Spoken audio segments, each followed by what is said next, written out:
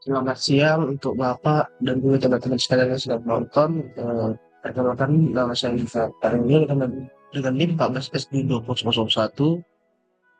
Untuk di sini saya akan menjelaskan mengenai apa itu protokol komunikasi dalam jaringan komputer. Nah, sebelum kita menjelaskan ke lainnya itu kita akan mengetahui dulu apa arti dari protokol komunikasi. Jadi protokol komunikasi itu ialah sistem yang mengatur pertukaran data antar komputer dan jaringan. Nah, begitu untuk definisi dari simpelnya. Nah, selanjutnya itu saya akan menjelaskan mengenai hal yang pertama dulu, yang untuk website dulu ya, yaitu HTTP atau yang biasa disebut Hypertext Transfer Protocol, yaitu kepanjangannya. Nah, HTTP itu adalah protokol komunikasi yang digunakan untuk pertukaran data di World Wide Web atau WWW.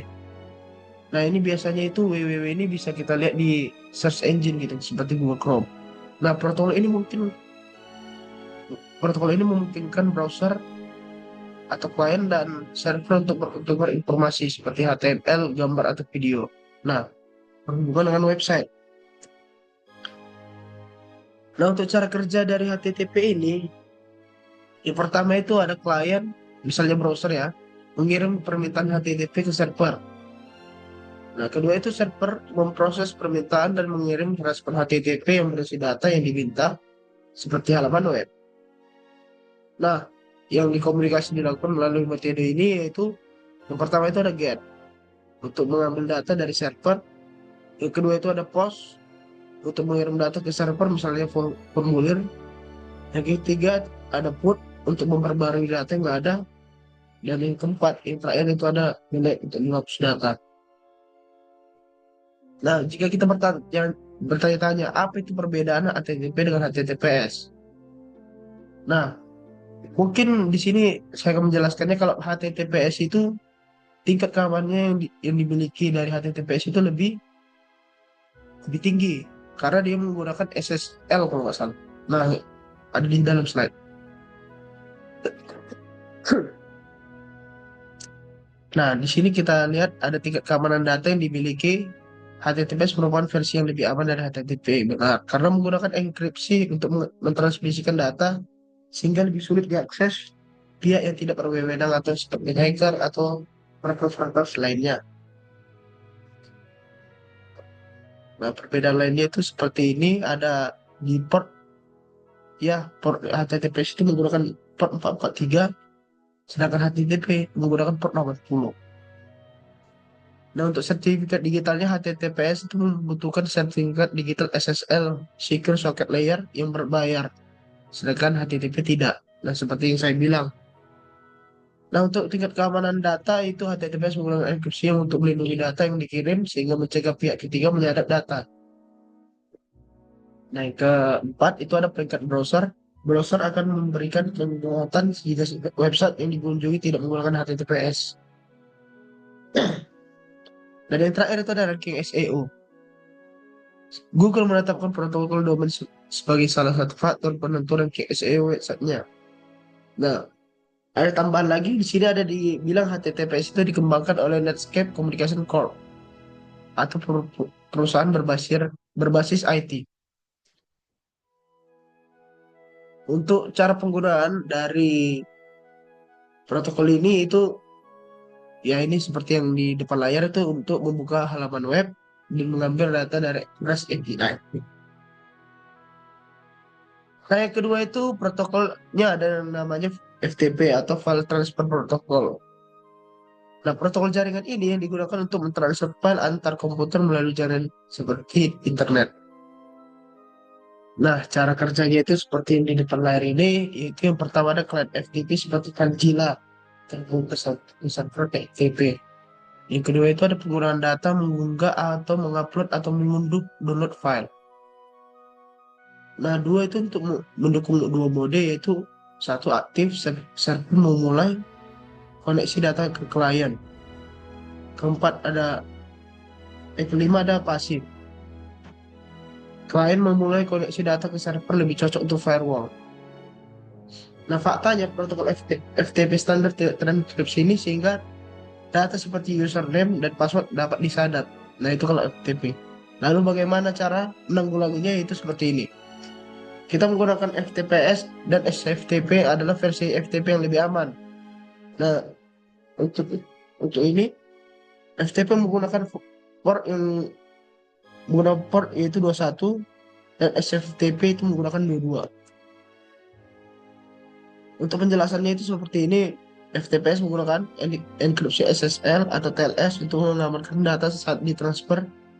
FTPS menggunakan beberapa nomor port ya seperti yang kita ketahui tadi, sehingga untuk mengizinkan koneksi FTPS Anda perlu membuka sejumlah port di firewall. Nah, kalau SFTP menggunakan enkripsi data dan tanda link untuk mentransfer file melalui SSH. Dan SFTP hanya membutuhkan satu nomor port untuk semua komunikasi, sehingga lebih mudah diamankan. SFTP juga menawarkan autentikasi kunci publik sebagai pengganti autentikasi kata sandi. Nah, itu kalau SFTP. Kalau untuk contoh penggunaannya itu seperti kedua di dalam layar ini, yaitu mengunggah file website ke server, mengelola file media dalam jumlah besar. Nah, itu FTP. Dan yang selanjutnya ada Simple Mail Transfer Protocol atau SMTP, yaitu protokol komunikasi yang digunakan untuk mengirim email dari klien email seperti Outlook ke server email atau inter-server email. Nah, cara kerja dari SMTP ini yaitu untuk pengiriman awal, klien mengirim email ke server SMTP melalui port 587 atau 465. Dan kedua itu ada relay, yaitu server SMTP meneruskan email ke server penerima. Dan ketiga ada penyimpanan, yaitu email disimpan di server penerima untuk diambil oleh klien menggunakan protokol POP3 atau IMAP.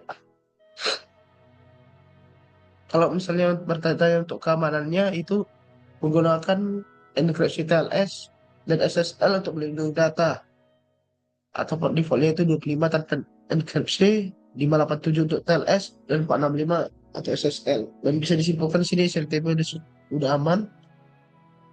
Dan untuk contoh penggunaannya itu ada sistem notifikasi otomatis dan pengirim email promosi massal. Dan yang terakhir ada DNS, ya, yaitu Domain Name System, yaitu sistem yang menerjemahkan nama domain menjadi alamat IP.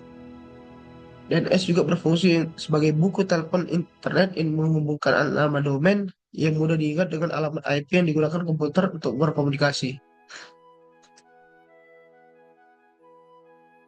Cara kerja dari DNS ini itu pertama ada permintaan nama domain, ketika pengguna mengetik domain, klien DNS biasanya browser mengirimkan permintaan ke DNS server.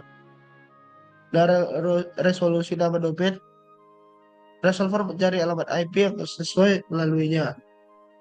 Cache lokal, server DNS rekursif, dan server DNS otoritatif. Dan yang ketiga ada pemberian alamat IP. Resolver mengembalikan alamat IP ke klien dan browser terhubung ke server tujuan. Nah, untuk keamanannya itu ada DNS Security Extension, yaitu memastikan integritas dan keaslian data DNS dan mempunyai port default itu 53. Begitu untuk keamanan dari DNS. Nah, untuk contoh penggunaannya itu ada dua. Mengakses itu web dengan nama domain, memastikan penggunaan diarahkan ke server yang benar dalam sistem distribusi konten. Baik, untuk kesimpulan dan juga ringkasan dari semua ini bisa dilihat dari tabel berikut, yaitu ada protokol, fungsi utama, per default, dan keamanan. Bisa dilihat di sini, saya meringkasnya lebih jelas. Oke, sekian dari presentasi mengenai protokol komunikasi yang saya jelaskan barusan. Bila ada kata-kata yang salah, Pak dan juga teman-teman sekalian, dan juga kata-kata yang tidak bisa dimengerti, boleh tanya di kolom komentar. Terima kasih sudah menonton video ini. Terima kasih.